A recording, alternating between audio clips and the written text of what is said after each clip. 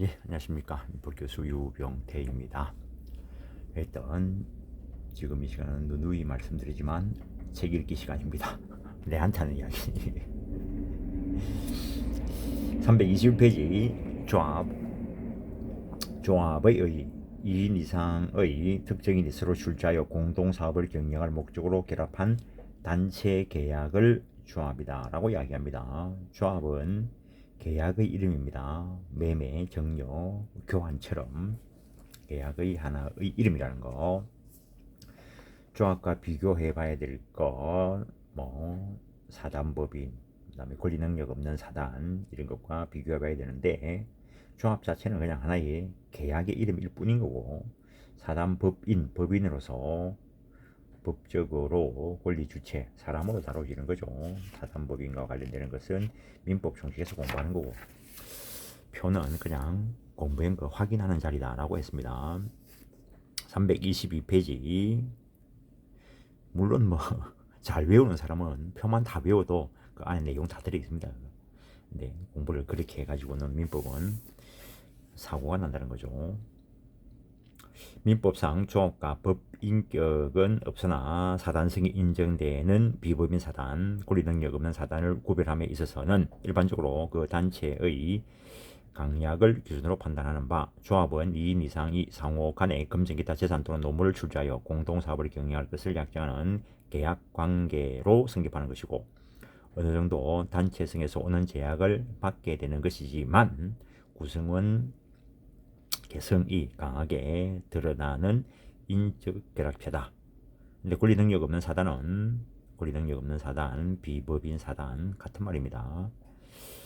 구성원의 개성과는 별개로 권리 의무 주체가 될 수 있는 독자적인 존재로서의 단체적 조직을 가지는 특성이 있다.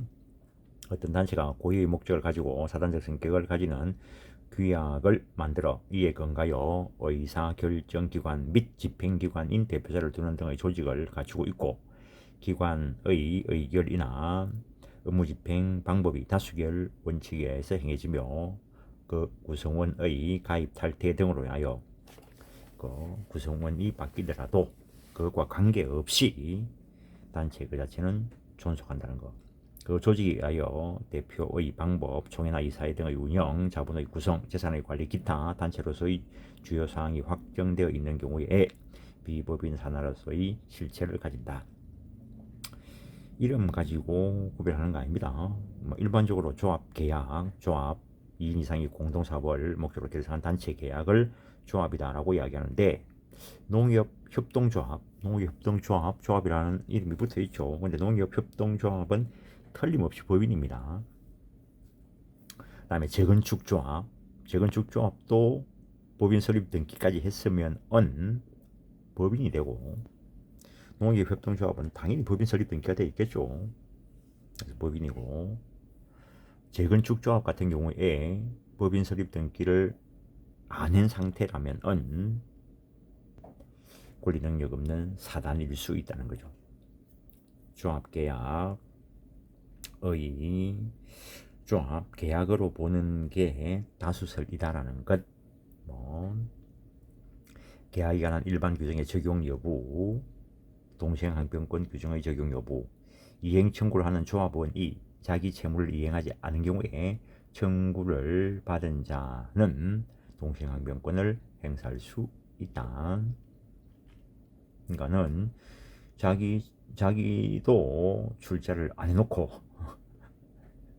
조합계약 체결한 그 사람한테 너 출자해라 이러면은, 야 너부터 해, 너도 해, 너도 하면 나도 하겠다 이래 할 수 있다는 거지.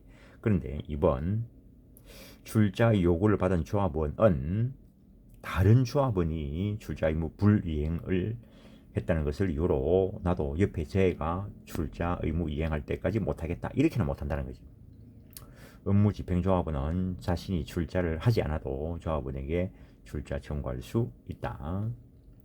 위험부담의 규정, 위험부담 규정의 적용 여부. 위험부담 규정은 조합에는 적용되지 않는다는 견해에 의하면 한 조합원의 출자 의무가 기책 사유 없는 이행 불능이 되더라도 그가 조합원으로 되지 못하는 것이고, 그자만 조합원으로 되지 못하는 것이고, 다른 조합원의 출자 의무가 소멸되는 것은 아니라고 본다는 것. 해제 해지의 적용 여부, 해제 해지의 적용 여부. 조합계약에 관한 임의 탈퇴, 제명, 해산 청구의 규정은 해제 해지의 특칙으로서의 성격을 가지므로 조합계약에는 일반적인 해제 해지의 규정이 적용되지 않는다. 판례도 동업계약과 같은 조합계약에 있어서는 조합의 해산 청구를 하거나 조합으로부터 탈퇴하거나 또는 다른 조합원을 제명할 수 있을 뿐인 것이지 일반 계약에 있어 조합계약을 해지하고 상대방에게 그로 인한 원상회복 의무를 부담 지을 수는 없다.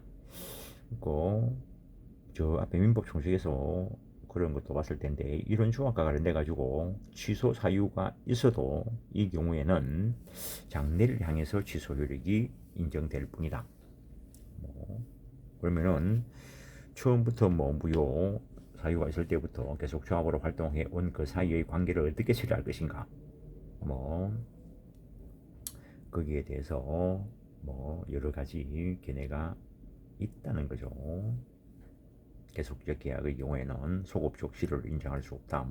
그렇게 보는 견해도 있고 사실적 계약 이론을 적용하는 견해도 있고, 조합원이 출자 의무를 이행하지 않는 것은 민법 718조 1항에서 정한 조합원을 제명할 정당한 사유에 해당하는 것이다. 그와 같은 출자 의무 불이행을 이유로 조합원을 제명함에 있어 출자 의무 이행을 지체하고 있는 당해 조합원에게 다시 상당할 기간을 정하여 출자 의무 이행을 최고하여야 하는 것도 아니다. 조합의 성립 요건, 당사자 적어도 2인 이상이어야 한다. 그 당사자는 사람이면 되죠. 자연인뿐만 아니라 법인도 될 수 있다. 출자 의무, 모든 조합원이 출자 의무를 부담한다라는 거.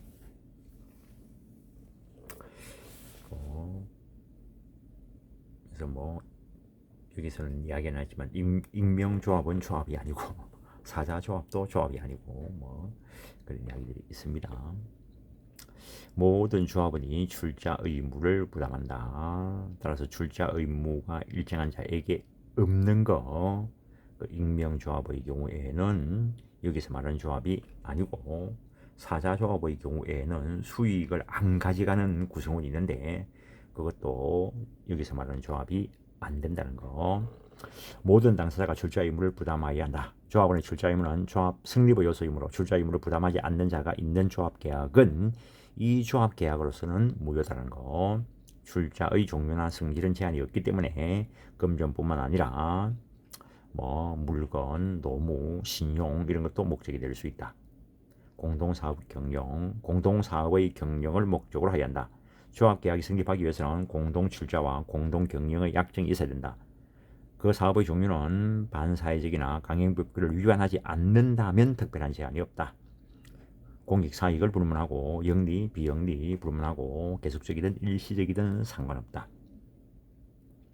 민법상 조합계약은 2인 이상이 상호 출자하여 공동으로 사업을 경영할 것을 약정하는 계약으로 특정한 사업을 공동 경영하는 약정에 하나여 이를 조합계약이라고 할 수 있다. 공동목적 달성이라는 정도만 가지고는 조합이 아니라는 거. 따라서 토지를 공동으로 매수하여 토지 형질 변경 등을 통해 가치를 증대시킨 뒤 그 전체를 전매하여 차익을 취득하기 위한 사업을 공동으로 영위할 목적으로 한 것이라는 것이 범위 상당하므로 이때는 이 사건 토지는 저런 사항이라면 동업체에서 매수한 것이라 한다. 즉 종합체를 인정했다는 거죠. 단지 부동산 공동 매수인들이 전매 차익을 얻으려는 공동의 목적을 위해 상호 협력한 것에 불구하고 이를 넘어 공동사업을 경영할 목적이 있었다고 인정되지 않는다면 그는 공유관계일 뿐이고 여기 민법에서 말하는 조합은 아니라는 거. 조합계약의 하자 앞에서 조금 전에 이야기한 거 있는 거죠. 조합계약에 따른 사자 일부가 무능력이나 의사표시 하자가 있는 경우에 원칙적으로 일부 무효의 법리가 적용되어 나머지 조합원만으로 조합을 존속할 의사가 인정되면 조합계약은 그 조합원들 사이에 유효하다고 본다.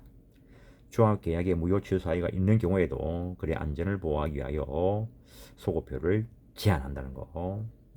조합의 당연 설립, 공동 출원한 광업권, 공동광업권, 수탁자가 여러 명 있는 경우의 신탁재산, 상법이 정하는 뭐 선박 관련되는 것, 명의신탁에 있어서 당연히 유효한 명의신탁을 전제로 해야 되겠죠.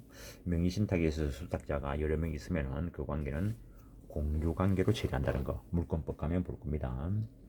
325페이지 조합의 법률관계, 조합의 대내관계, 업무집행자를 정하지 않은 경우 업무집행을 누가 할 거냐? 각 조합원에게 업무집행권이 있다. 의견이 일치하지 않은 경우에 조합의 의사결정은 조합원 과반수로 결정한다. 숫자 과반수라는 거. 다수설은 특별사무집행은 706조 2항에 따라 조합원 과반수의 다수결에 따른다는 거. 그래서 그 물권법 쪽에 있는 합유 쪽에 있는 조문하고 상충되는데 그럴 때 706조 2항이 특별 규정이라고 보는 게 일반적인 입장입니다.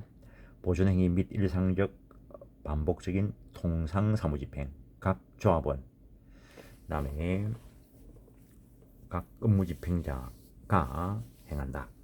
업무집행자가 있을 때 이야기고, 그러나 그 사무의 완료 전에 다른 조합원 또는 다른 업무집행자의 이의가 있는데 그 업무집행을 중지하여야 한다. 업무집행 조합원과 다른 조합원과의 관계, 위임에 관한 규정이 준용되므로 성관주의가 적용되고, 따라서 각 조합원은 언제든지 조합 업무 및 재산 상태를 검사할 수 있다.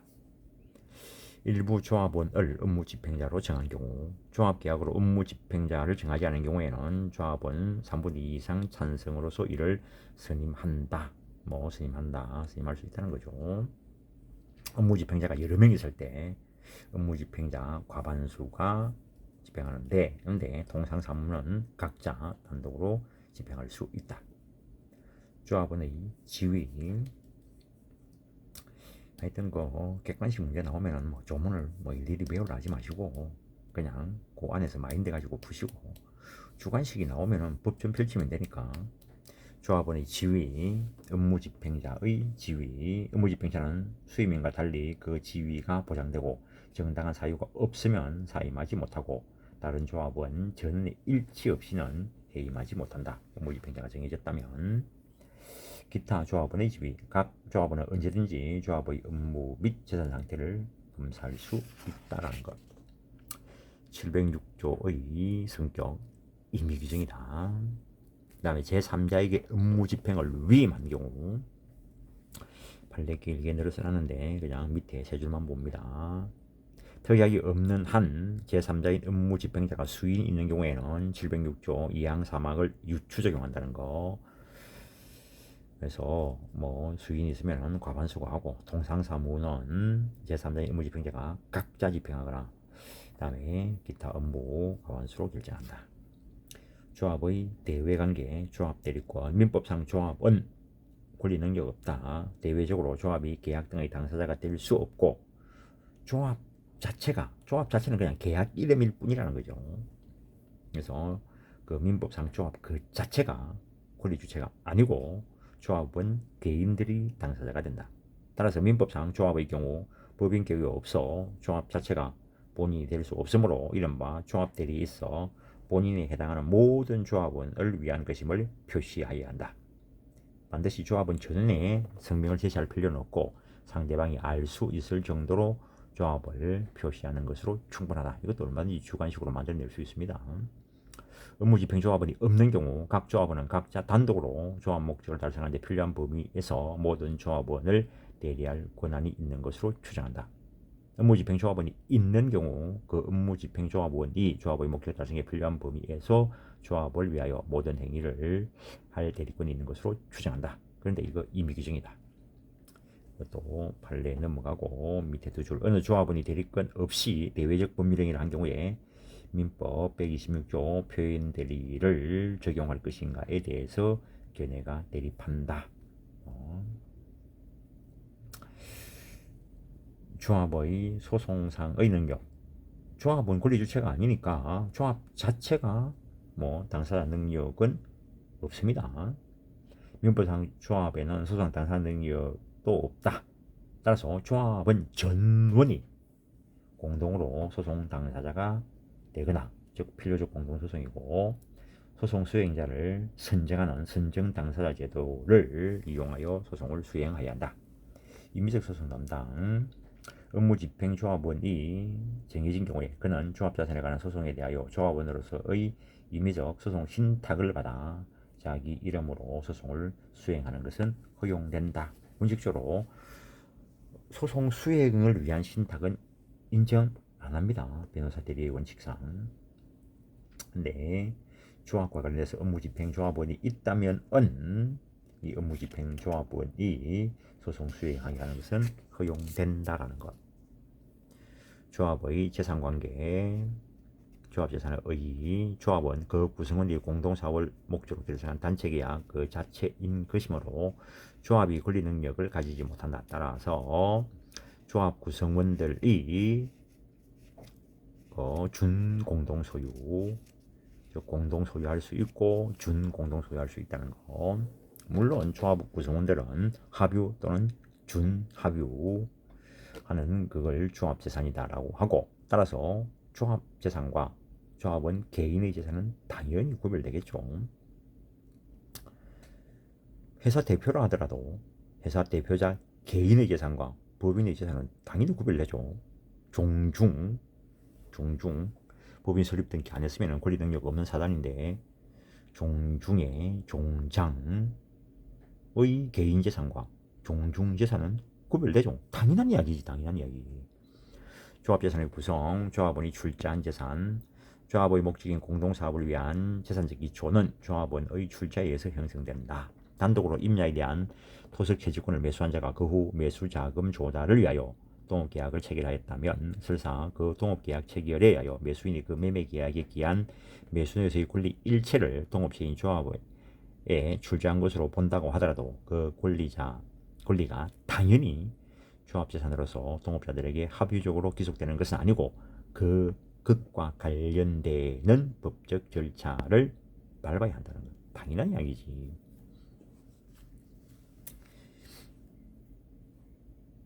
내 건물, 내 단독 소유 건물을 조합원 사무실로 사용하는 것으로 조합재산으로 정리하겠다.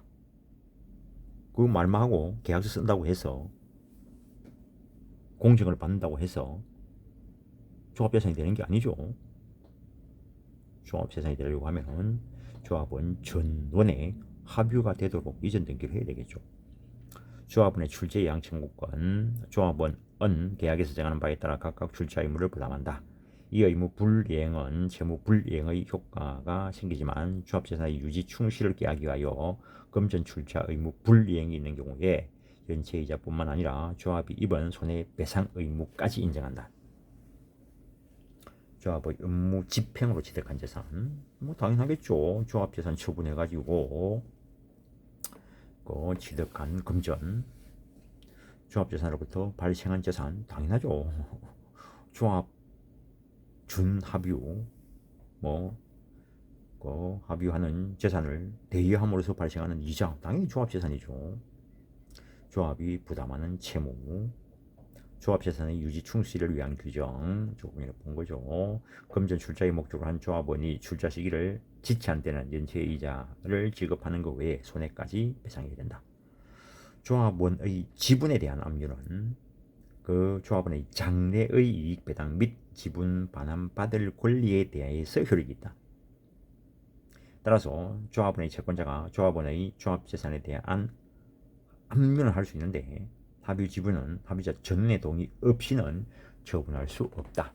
조합의 인적 결합성으로 인하여 압류한 합유 지분에 대한 이익 배당 전 또는 조합 해산 전 추심 전부 또는 경매 실행할 수 없다.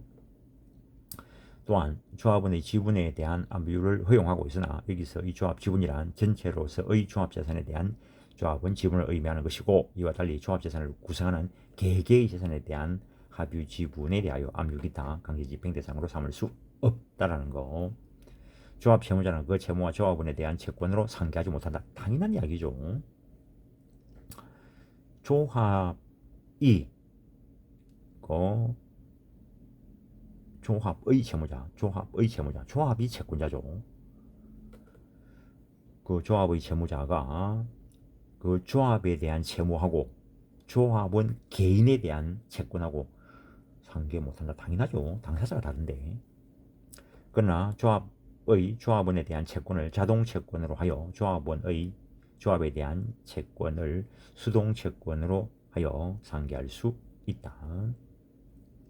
따라서 탈퇴한 동업자의 출자금 반환 청구에 있어 그 탈퇴자가 공동 영업 사무 집행 중 동업체의 금원을 횡령하였다면 탈퇴자는 동업체에 이를 변상할 책임이 있다 것이므로 동업체의 업무 집행자는 위 손해배상 채권을 자동 채권으로 하여 탈퇴자의 출자금 반환 청구와 상계할 수 있다. 예를 들어 놓은 거죠. 조합하고 조합원, 조합하고 조합의 구성원하고 관계되는 이야기죠. 조합재산의 기속은 조합원들의 합유, 소유권에 대한 관계는 합유를 하고 소유권 이외의 지상권, 전세권, 채권 이런 거는 준합유를 하는 거죠.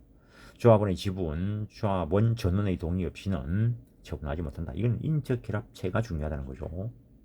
계모임을 할 때 단순 계도 조합의 성격을 가지는 계도 있고 권리 능력 없는 사단의 형태를 가지는 계모임도 있고 그 계가 잘 돼가지고 법인 설립 등기까지 하면 법인으로 갈 수도 있겠죠. 근데 계모임 할 때 길 가는 사람 아무나 자꾸 계모임 하자는 건 아니라는 거지. 그래서 저 놈을 믿으니까 저 놈은 우리 개원으로 해도 되겠다. 요 정도의 믿음은 있어야 되겠죠. 그래서 그런 인적 신뢰관계를 가지고 계모임이 됐는데 자기의 지분을 지나가는 사람 아무나 잡고 야 너 내 지분 사해가지고 처분함으로써 하면은 전혀 인적 관계가 없는 사람이 그 계모임에 들어오게 되죠. 그런 거는 허용 못한다는 거죠. 원칙적으로 임의기 중에 달리 합의하는 건 별개의 문제이고. 그러나 다른 조합원의 동의 없이 각자 지분을 자유로 양도할 수 있도록 조합원 상호간에 약정하거나 사후적으로 지분 양도를 인정하는 합의를 하는 것은 유효하다. 그래서 조합 지분 이거 원칙적으로 상속 안 됩니다. 그 말 알아들어야 되는데. 그래서 조합 재산으로서 조합원 구성원들이 합유적으로 등기된 부동산이 있는데 달리 약정한 바가 없으면은 조합원 중 1인이 사망하면은 잔존 합유자들에게 지분 비율로 기속됩니다. 상속이 안 된다는 거지. 달리 합의해 두었다면 합의대로 갈 수 있다는 거지. 조합관계 전속하는 한 조합재산 분할 청구하지 못한다. 물권법적에 있는 규정이고 조합원 전원의 동의 없이는 조합재산의 처분 변경하지 못한다. 그러나 보존행위는 각자 단독으로 할 수 있다. 당연하죠. 본행위는 누구라도 하면 전원에게 이익이 되니까. 민법 706조 2항에 의하면 조합의 특별사무에 해당하는 업무 집행은 조합은 과반수로 결정한다고 규정되어 있는데 민법 272조에 따르면 합유물 처분 변경하면 합유자 전원의 동의가 있어야 된다. 이래 놨다는 거죠. 그럼 충돌되는 부분이 있죠. 그런데 판례는 706조 2항을 특별 규정으로 본다는 것. 조합 채무자는 그가 부담하는 채무와 조합원에 대한 채권을 상계하지 못한다. 앞에서 봤고 조합재산에 속하는 소유권 이외의 재산권은 조합원의 준합유가 된다. 따라서 동업약정에 따라 동업자 공동으로 토지를 매수하였다면 그 토지는 동업자들의 조합원으로서의 동업체로서의 토지를 매수한 것이므로 그 동업자들은 토지에 대한 소유권 등기 청구권을 준합유하는 관계에 있고 합유재산에 관한 소송은 고유 필수적 공동소송이다. 조합채무에 대한 책임, 조합재산에 의한 공동책임 당연하죠. 조합원 1인이 조합에 대한 채권을 가지는 경우 그 전액에 대해 조합재산으로부터 변제를 청구할 수 있다. 그러나 제3의 조합원 1인에 대한 양도에도 혼동될 것은 아니라는 거. 조합재산에 대한 강제집행, 조합의 채권자는 조합원 전원에 대한 집행권으로 그 조합재산에 대해서 강제집행할 수 있다. 당연하죠. 조합원 전원에 대한 집행권은 있어야 그걸 집행할 수 있죠. 민법상 조합의 채권은 조합원 전원에 합의적으로 기속하는 것이어서 특별한 사정이 없는 한 조합원 중 1인에 대한 채권으로서 그 조합원 개인을 집행채무자로 하여 조합 채권에 대해서 강제 집행할 수 없다. 조합이 손해배상 청구권을 취득한 경우 일부 조합원이 동업계약에 따라 동업자금을 출자하였는데 업무집행 조합원이 본연의 임무에 위배되거나 혹은 권한을 넘어선 행위를 자행함으로써 끝내 동업체의 동업 목적을 달성할 수 없게끔 만들고 조합원이 출자한 동업자금을 모두 허비한 경우에 그로 인하여 손해를 입힌 주체는 동업자금을 상실하여 버린 조합, 즉 조합원들로 구성된 동업체라 할 것이고, 이로 인하여 결과적으로 동업자금을 출자한 조합원에게 손해가 발생하였다 하더라도 이는 조합과 무관하게 개인으로서 입은 손해가 아니고 조합체를 구성하는 조합원 지위에서 입은 손해다. 따라서 결국 피해자인 조합원으로서는 조합관계를 벗어난 개인의 지위에서는 손해배상 청구할 수 없다라는 거. 조합원 개인 재산에 의한 책임, 조합자산에 대한 공동책임과 각 조합원 개인 책임 병존한다. 채권자는 선택적으로 행사할 수 있다. 조합원 개인 책임의 성질, 조합 채무가 성질상 불가분이거나 연대의 특약이 없다면은 분할 채무임이 원칙이다. 상법적 적용되면은 전부 다 연대 책임으로 갑니다. 각 조합원의 조합계약에 정해진 손실부담 비율로 책임을 분담한다. 근데 상행위로 의한 채무인 경우에는 연대 책임이다. 조합 채권자가 채권 발생 당시 그 손실부담 비율을 알지 못한 때는 균등한 비율로 변제를 청구할 수 있다. 변제 자력이 없는 자가 있으면 그 부분은 다른 자력이 있는 조합원이 균등하게 변제해야 된다. 분담액에 대한 무한 책임과 기간적 범위, 각 조합원은 그 분담액에 관하여 무한 책임을 진다. 자기 개인 재산으로도 책임을 져야 된다는 거죠. 조합원의 해산 탈퇴 후에도 그 전에 생겼던 조합원 지위에 있을 동안에 발생한 조합 채무에 대한 책임은 소멸하지 않는다. 개인 재산으로도 책임을 져야 된다는 거. 주식회사의 경우에는 주식회사의 그냥 주주, 주식 유한 책임이죠. 그거는 자기가 주식을 투자한 회사가 망하면 그 주식만 날리는 거지 개인 책임이 오지 않는다는 거. 그래서 주식회사 유한 책임, 강제 집행, 각 조합원에 대한 집행권원, 조합원 전에 대한 집행권에 의한 강제 집행 가능하다. 손익분배, 조합 사고로 생기는 이익과 손실은 각 조합원에게 돌아간다. 여기서 조합 운용으로 인한 손익이 언제 어떤 비율로 분담하느냐가 문제가 되는데, 약정이 있으면은 약정에 따를 것이고, 그런 약정이 없다면은 분배 그 비율이 정해져 있으면은 그 비율은 양자의 공통된 것으로 추정한다. 그 비율이 정함이 없을 때에는 각 조합원 출자 가액에 비한다는 거 한번 확인해 보시는 거고, 그 다음에 조합의 탈퇴, 조합원 탈퇴. 탈퇴란 조합원 일부가 조합원 지위를 상실하는 것을 말하는데, 이미 탈퇴는 조합계약의 해지다. 이미 탈퇴란 조합원은 다른 조합원 전원에 대한 의사표시를 해야 한다. 조합계약에서 탈퇴 의사표시에 대한 방법을 정한 것이 있으면 그 방법에 따른다. 존속기간이 정함이 없는 경우 또는 종신으로 정한 때는 언제든지 탈퇴할 수 있다. 그러나 부득이한 사유 없이 불리한 시기에 탈퇴하지 못한다. 존속기간이 정함이 있는 때는 기간 내는 원칙적으로 탈퇴 못하는데, 부득이한 사유가 있거나 전 사원의 동의가 있으면 탈퇴할 수 있다는 것. 3번, 이미 탈퇴는 당사자 의사에 의한 탈퇴이므로 다른 조합원 전원에 대한 의사표시로서 하여야 한다.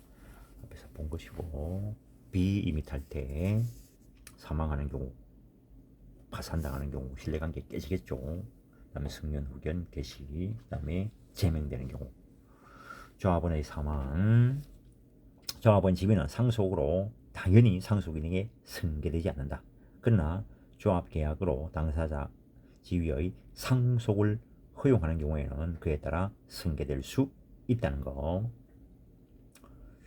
조합원 파산 혹은 승연, 후견, 개시, 파산했거나 승연, 후견, 개시된 조합원이 공동사업에 참여하는 것은 다른 조합원 관계의 관계에서 타당하지 않기 때문에 당연 탈퇴된다.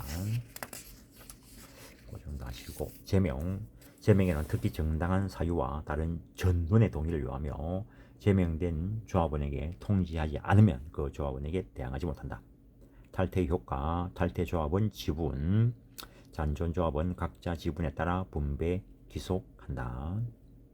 탈퇴 계산해줘야 되겠죠. 탈퇴자와 다른 조합원 사이의 시기, 탈퇴 당시의 조합재산 상태에 의하여 한다. 탈퇴자의 지분, 그 출자의 종류가 어떤 것이든 금전으로 반환받을 수 있다. 당연하겠죠. 안 그러면 조합을 깨뜨려야 되는데. 탈퇴 당시에 완결되지 않은 사항에 대해서는 완결 후 계산할 수 있고, 탈퇴 이전의 조합 채무에 대한 개인 책임은 탈퇴에 의해서 소멸되지 않는다. 그래서 무한 책임이다라고 이야기했고, 조합원 지위 상속과 양도 및 가입, 조합원 사망은 탈퇴 사유이고 달리 정하지 않으면 상속되지 않는다는 거. 그래서 내가 이거 한번 정리한 적이 있다 있죠. 6촌 뭐 7촌 이래 해가지고 그 위에 할아버지가 6촌 7촌 간에 그 합유 등기를 해놨는데 세월이 하도 오래돼가지고 이제 그분들 중에서 몇 명이 사망을 하고 연락도 안 되죠. 뭐 3촌 4촌만 돼도 연락이 잘 안 될 수가 있는데 6촌 7촌 되면 요새는 뭐 거의 연락 안 되죠. 그러니까 그분들이 뭐 나이가 80, 90 되면은 돌아가신 분도 계시고, 그럼 그 자녀들은 이제 7촌, 8촌 되니까 더 연락 안 되겠죠. 근데 그 사망하면 상속이 안 되니까 그래도 그 조합재산을 취득하려고 하는 자 쪽에서 일정한 금전을 지급할 테니까 뭐 등기하는데 협조하시라라고 했더니 나는 못하겠다 하는 사람이 있다는 것이. 그러면 뭐 돈 안 주고 가져오는 거죠. 달리 정한 바가 없다면.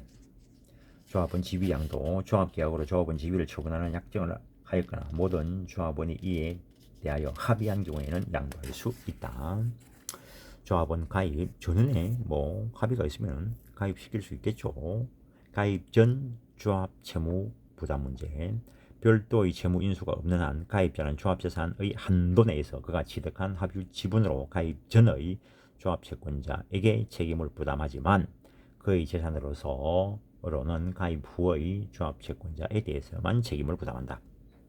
조합의 해산과 청산, 해산 사유, 목적 사업의 성공 또는 성공 불능, 조합원 전원의 합의, 그다음에 조합 계약에서 해산 사유를 정해놓은 사유 발생, 부득이한 사유로 인한 해산 청구, 해산의 효과, 청산해야 된다.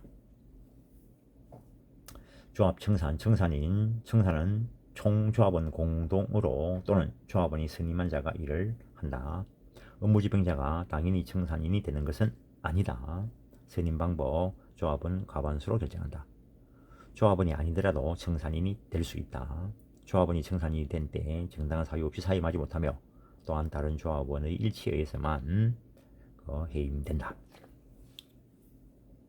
소송 들어가면 이제 청산인 관련돼 가지고 문제가 나타날 수 있습니다.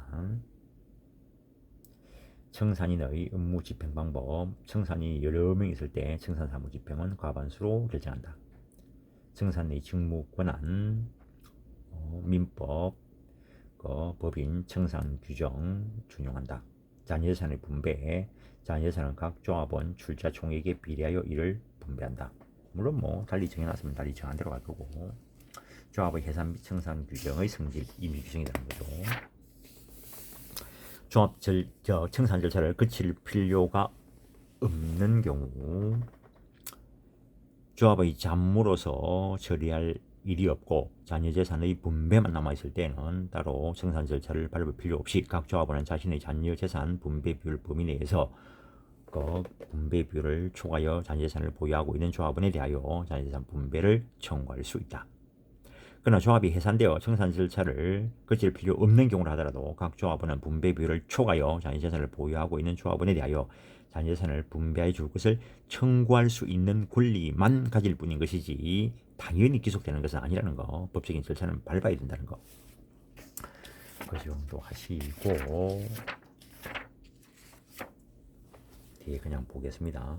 내가 내일부터는 고향을 좀 다녀와야 될 것 같아가지고 촬영을 못할 것 같아서 종신정기금 계약의 종신정기금 계약이란 당사자 일방이 자기나 상대방 또는 제3자의 사망 시까지 정기로 금전 기타 물건을 상대방 또는 제3자에게 지급할 것을 약정함으로써 성립한다. 따라서 낙성불료식이고 유상일 수도 있고 무상일 수도 있다. 무상이라면은 정리에 관한 규정이 적용된다는 거. 유정에 의한 종신정기금 계약을 할 경우에는 유언의 방식을 갖춰야 된다. 종신정기금 계약의 효력, 정기금 지급 시기, 매기간 경과 후 지급, 정기금의 계산, 정기금 채권이 표준이 된 기간 도중에 소멸한 때는 계약에 특별한 정함이 없으면 일수 비율로 계산하여 정하고, 종신정기금 계약의 해제, 종신정기금 계속적 계약이지만 어쨌든 법 조문에는 해제 규정이 있다는 거. 손해배상 청구가 나타날 수 있고, 정기금 채무자가 정기금 원본을 받은 경우, 원본을 받았으면 이제 유상이 되는 거고, 원본을 안 받았으면 무상이 되는 거고, 그 정도 하죠. 계약 당사자, 특정인 당사자 또는 제3자 있으니까 특정인 사망하면 소멸되고, 채권의 존속 선고, 특정인의 사망이 정기금 채무자의 책임 없는 사유로 인한 때 법원은 정기금 채권자 또는 그 상속인의 청구에 하여 상당한 기간 동안 채권의 존속을 선고할 수 있다. 상당한 기간이란 사고가 없었더라면 생존하였으리라고 생각되는 기간이다. 기간 중에 사망한 경우에는 일수로 계산한다. 화해란 당사자가 서로 양보하여 그들 사이의 분쟁을 종지할 것을 약정함으로써 성립하는 계약이다. 사적 분쟁 형태를 양보와 타협에서 종결시키는 계약이다. 그러니까 이거는 처분의 내용이 들어있습니다. 구별 개념 재판상 화해. 재판상 화해란 소송과 관련하여 행해지는 것으로서 소송상의 화해 그리고 재소전 화해가 있다. 소송법이 규정이 있는 것이고, 조정, 법원 기타 국가기관의 알선으로 당사자가 합의해서 다툼을 해결하는 것, 조정관이 있죠. 중재도 중재기구가 있는 것이고, 화해의 낙성불료식 계약이다. 그 다음에 유상상무인가에 대해서는 걔네가 대립한다. 다수설은 화해에 있어서 당사자가 서로 양보한다는 것은 결국 서로의 손실을 승인한다는 것이므로 유상적 측면이 있고, 서로 양보하여 합의한 내용을 이행할 의무를 부담하므로 쌍무계약의 측면이 있다는 것. 화해의 성립 요건, 당사자 사이에 분쟁이 있어야 되고, 이때 분쟁의 의미에 대해서 법률관계의 존부, 범위, 모습 등에 관하여 당사자의 주장이 일치하지 않는 것이라고 본다는 것. 당사자의 상호 양보, 당사자의 자격 구비. 화해하면 법률관계를 종결시키니까 처분행위의 성질을 가지니까 당연히 처분 능력, 처분 권한이 있어야 된다는 거. 분쟁 종리의 합의. 어떤 화해 계약도 그 계약으로서 법률행위니까 그 요건들 갖춰야 된다는 거. 합의는 사실의 합의의 내용과 다르다는 것이 나중에 밝히더라도 이에 구속을 받겠다는 것을 의미한다. 따라서 사기나 강박에 의한 화해는 취소가 허용되지만 착오를 이유로 한 화해계약은 취소하지 못하는 것이 원칙이다. 합의는 서로 양보를 했다는 거죠. 근데 그게 사기를 당했거나 강박을 당했으면 그것을 이유로 해서 취소할 수 있지만, 자기가 착오에 빠져서 한 경우에는 어차피 불치한 종국적으로 자기가 전적으로 원했던 그걸 취하는 것은 아니기 때문에 착오 취소는 원칙적으로 허용되지 않는다. 화해의 효력, 법률관계를 확정하는 효력, 종결시킨다는 거죠. 법률관계를 창설시키는 효력. 종래의 법률관계가 어디다 있는가를 묻지 않고 화해에서 새로운 법률관계가 생기고, 따라서 새로운 권리의 득실이 있게 된다. 그래서 처분행위의 성질을 가진다는 거죠. 화해계약에 대한 착오 취소, 원칙적으로 착오를 이거 취소할 수 없다. 단 예외적으로 화해 당사자의 자격에 관한 착오가 있을 때, 다음에 목적 분쟁 이외의 사항에 대해서 착오가 있을 때, 민법 총칙에서 할 때 예를 간단하게 들었을 겁니다. 그 다음에 손해배상 합의와 휴의정, 손해배상 합의, 재무불이행이나 불법에 일어난 손해배상 청구를 발생하는 경우에 그 배상 액수에 관하여 합의를 하고 피해자가 그 이상의 청구를 포기하는 것을 정한 합의가 행해지는 경우가 많은데 이거는 결국에 화해계약의 성질을 가진다. 불법 행위로 인한 손해배상에 관하여 가해자와 피해자 사이에 피해자가 일정한 금액을 지급받고 그 나머지 청구를 포기하기로 합의가 이루어진 때에는 그 후 그 이상의 손해가 발생하였다 하여 다시 배상 청구할 수 없는 것이 원칙이다. 왜? 화해한 대로 갈 거니까. 그런데 그 합의가 손해 발생의 원인인 사고 후 얼마 지나지 아니하여 손해 범위를 정확히 확정하기 어려운 상황에서 이루어진 것이고 후발 손해가 합의 당사의 사정으로 보아 예상이 불가능한 것으로서 당사자가 후발 손해를 예상하였더라면 통념상 그 앞에 합의한 금액으로는 화해하지 않을 것이라고 보여지는 것이 상당할 만큼 그 손해가 중대한 것일 때에는 당사자의 의사가 이러한 손해에 대해서까지 배상 청구권을 포기한 것으로 볼 수 없기 때문에 다시 그 후발 손해배상을 청구할 수 있다라는 것. 거기까지가 이제 전형계약이고 비전형계약, 숙박계약도 있고 숙박계약도 뭐 오늘 이 시간만 해도 얼마나 많은 사람들이 출장을 다니면서 뭐 호텔 숙박계약을 체결하겠습니까?